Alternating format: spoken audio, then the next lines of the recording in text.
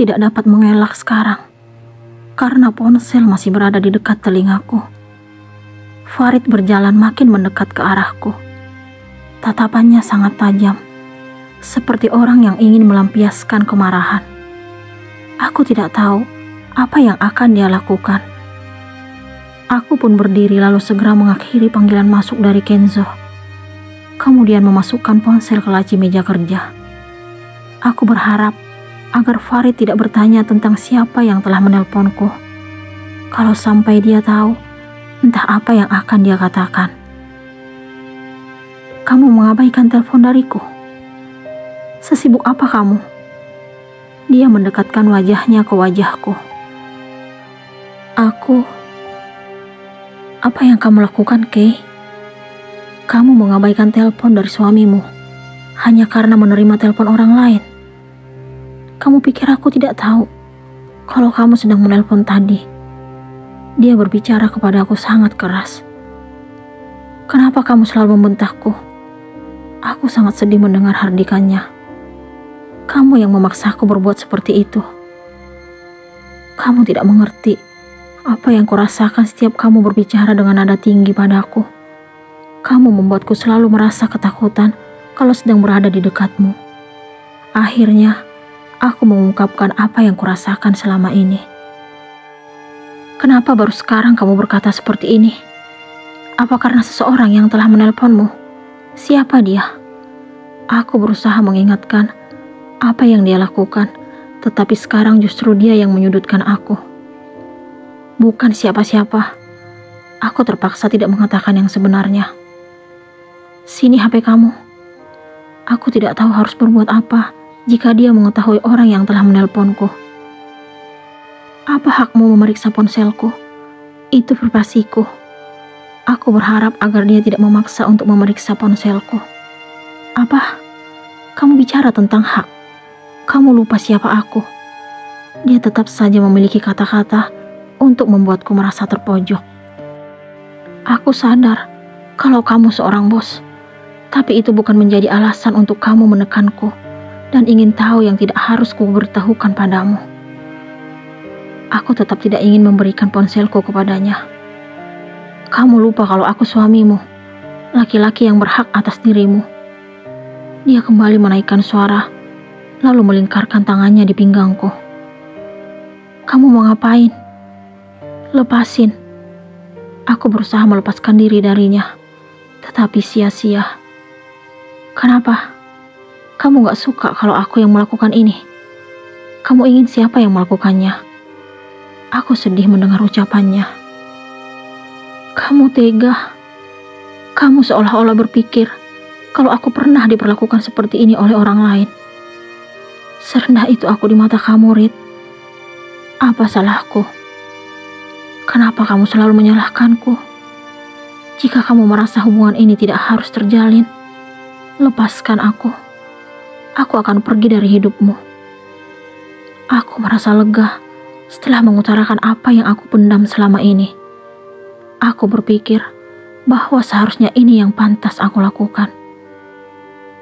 Dia melepaskan dekapannya, lalu memegang daguku. Siapa yang memberikan kamu hak untuk berbicara seperti ini? Dia selalu saja melontarkan pertanyaan. Aku tidak mengerti dengan jalan pikirannya. Aku tidak perlu mendapatkan persetujuan dari siapapun untuk mengatakan apa yang seharusnya aku katakan. Hebat kamu, Kay. Kamu sepertinya ingin menguji kesabaranku. Apa karena kamu bosku? Kamu ingin agar aku meminta persetujuan darimu setiap aku ingin melakukan sesuatu? Aku gak terima. Pecat aku sekarang. Aku memberanikan diri untuk menaikkan suara di depannya. Mungkin lebih baik aku menjauh dari laki-laki yang mengaku tidak mengharapkanku tersebut. Wajahnya tiba-tiba memerah. Aku tahu kalau dia pasti marah.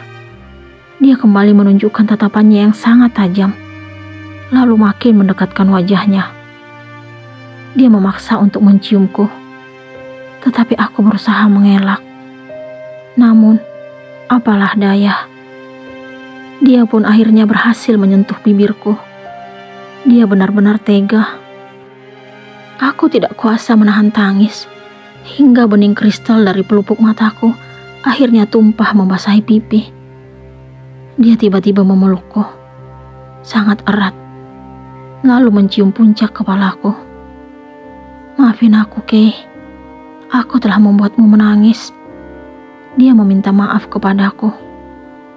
Aku masih menangis, karena tidak terima dengan apa yang telah dia lakukan. Dia pun memapahku berjalan menuju sofa di ruanganku. Akhirnya, aku menghempaskan tubuh ke tempat duduk empuk itu.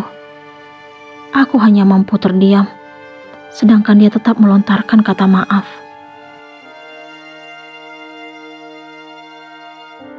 Jarum jam telah menunjukkan angka 5. Farid mengajakku pulang. Sore ini, dia bersikap tidak seperti biasanya. Entah kenapa dia menghampiriku ke ruangan. Kami pun segera beranjak lalu menuju parkiran. Dia tiba-tiba bersikap lembut, membukakan pintu mobil untukku. Aku berpikir, seandainya dia melakukan itu kepadaku sejak awal pernikahan kami, mungkin sekarang hati ini telah terbuka untuknya. Aku pasti luluh dan bertahan mendampingi hidupnya, dan tidak memikirkan sosok Kenzo lagi. Namun, kenyataan kadang tidak seindah harapan.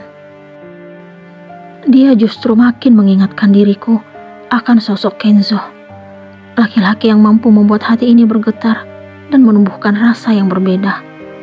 Kenzo telah berhasil menjadi cinta pertamaku.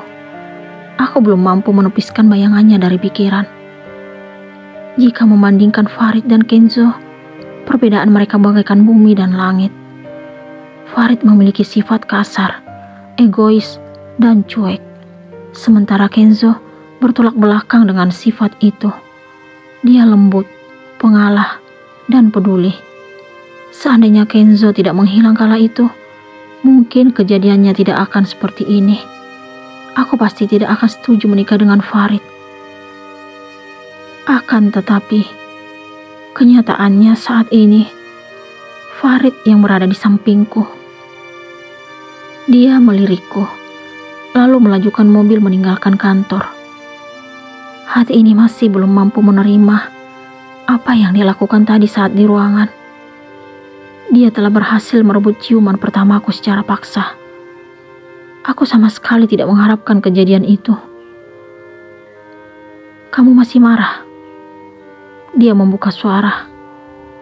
Ini benar-benar di luar dugaan, karena dia tiba-tiba berbicara dengan nada tidak seperti biasanya. Menurut kamu, aku benar-benar minta maaf atas apa yang kulakukan tadi. Hari ini, sepertinya dia memiliki persediaan kata maaf yang banyak. Aku tidak ingin memberikan balasan kepadanya. Hati ini masih sangat sakit jika mengingat semua perlakuannya semenjak kami menikah. Apalagi dia mengaku kalau dirinya tidak mengharapkanku. Sebenarnya, hubungan yang terjalin saat ini tidak memiliki alasan untuk tetap dipertahankan.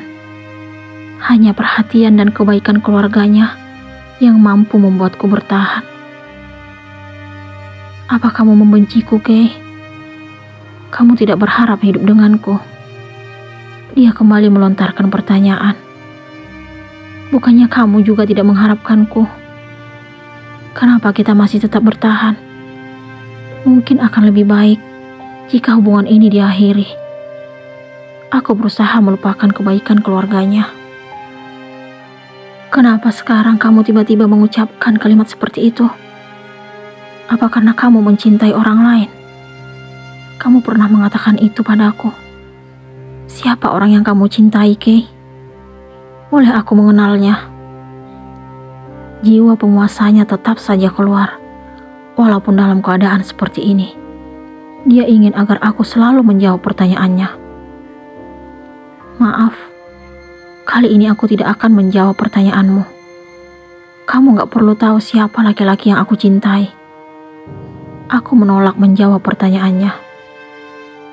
Kalau kamu mencintainya, kenapa kamu tidak menikah dengannya? Itu yang akan aku lakukan jika kamu mengakhiri hubungan kita. Ceraikan aku, Rit. Kata perpisahan itu dengan mudah keluar dari bibirku. Dia tiba-tiba menepi, lalu menghentikan mobilnya. Apa yang kamu katakan, Kay? Permintaan apa itu? Dia memegang kedua lenganku. Bukankah kamu akan bahagia jika kita berpisah? Kamu sendiri yang mengatakan kalau kamu tidak mengharapkan diriku. Aku selalu mengingatkan apa yang pernah dia ucapkan. Aku gak akan menceraikanmu. Kalimat itu membuatku tidak mengerti dengan apa yang dia pikirkan saat ini. Mau kamu apa? Aku mohon, jangan siksa aku seperti ini. Kita tidak mungkin bertahan dengan hubungan palsu ini. Hubungan kita tidak palsu. Pernikahan kita sah di mata agama maupun hukum. Tapi hubungan yang kita jalani tidak berdasarkan cinta. Aku tidak ingin hidup bersama laki-laki yang tidak mencintaiku. Aku yakin kalau kamu juga merasakan hal yang sama. Kamu pasti ingin memiliki istri yang benar-benar kamu cintai. Aku mohon, mengertilah. Aku berusaha memberikan penjelasan kepadanya. Sampai kapanpun, aku tidak akan menceraikanmu. Titik. Aku kesal mendengar apa yang dia ucapkan. Apa sebenarnya yang dia inginkan? Dia mengatakan tidak mengharapkanku. Tetapi kenapa dirinya tidak bersedia mengakhiri hubungan kami? Jika dia tidak melepaskan ikatan kami, bagaimana aku akan mengutarakan perasaan yang telah lama tersimpan ini kepada Kenzo? Dia tidak tahu kalau laki-laki yang kucintai adalah seseorang yang dia kenal. Aku tidak mungkin akan tetap bertahan hidup bersama laki-laki yang tidak aku cintai. Di samping itu, Farid juga selalu bersikap kasar dan menyalahkanku. Dia tidak pernah memikirkan bagaimana perasaanku menghadapi dirinya yang sangat egois dan keras kepala. Wanita mana yang akan sanggup menghadapi pria seperti dia? Apakah pernikahan Farid dan Keira akan tetap baik-baik saja?